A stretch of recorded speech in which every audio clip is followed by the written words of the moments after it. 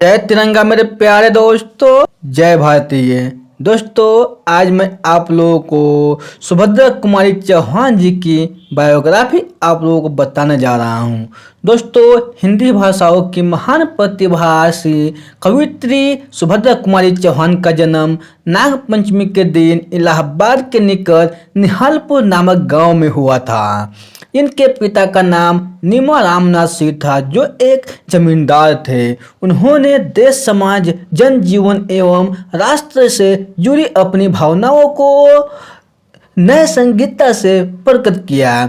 उनके काव्य स्वर की यह विशेषता है कि उसमें जो आवेग समाया है वह एक नारी की सहज भाववृत्ति से प्रस्फुटित उष्मा से सरोबोर है।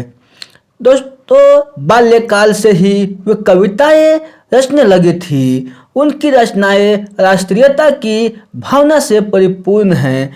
देश प्रेम, राष्ट्रबोध के अलावा समाज के सहज जीवन प्रसंग इनकी कविताओं के केंद्र में हैं। उनके 2 कविता संग्रह तथा 3 कथा संग्रह प्रकाशित हुए, पर उनकी प्रसिद्धि झांसी की रानी कविता के कारण है।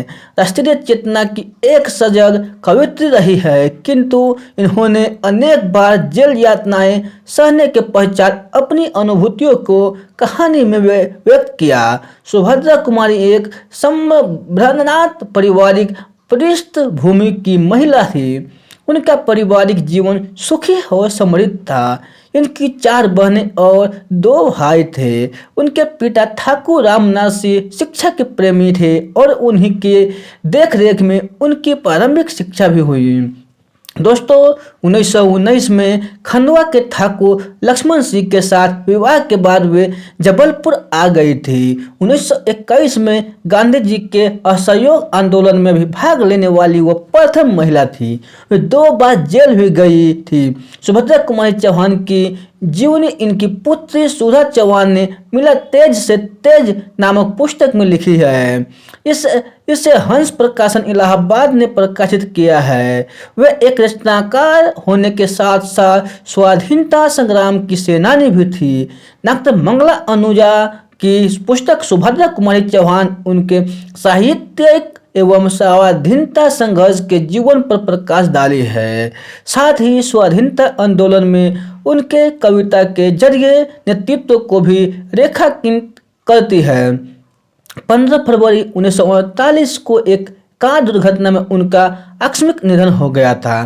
दोस्तों, समर्थ कवित्री होने के अलावा सुभद्रा कुमारी चौहान एक सफल कहानीकार भी रही और रोचक रचनाएं बिखरे मोती उनका पहला कहानी संग्रह है। इसमें भग्नावशेष, होली, पापी पेट, मंझलिन रानी, परिवर्तन, दृष्टिकोण, कदम के फूल, किस्मत, मछुए की बेटी, एकादशी, आहुति, हाथी, अमराई, अनुरोध एवं ग्रामीण कुल 15 कहानियां हैं। इन कहानियों की भाषा सरल बोलचाल की भाषा है। अधिकांश कहानियां नारी विमर्श पर केंद्रित है। उन्मादिनी शीर्षक से उनका दूसरा कथा संग्रह 1934 में छापा। इसमें उन्मादिनी, असमंजस, अभियुक्त, सोने की कंठी, नारी हृदय, पवित्र ईर्ष्या, अंगूठी की खोज, चढ़ा दिमाग एवं वेश्या की लड़की कुल 9 कहानियां हैं।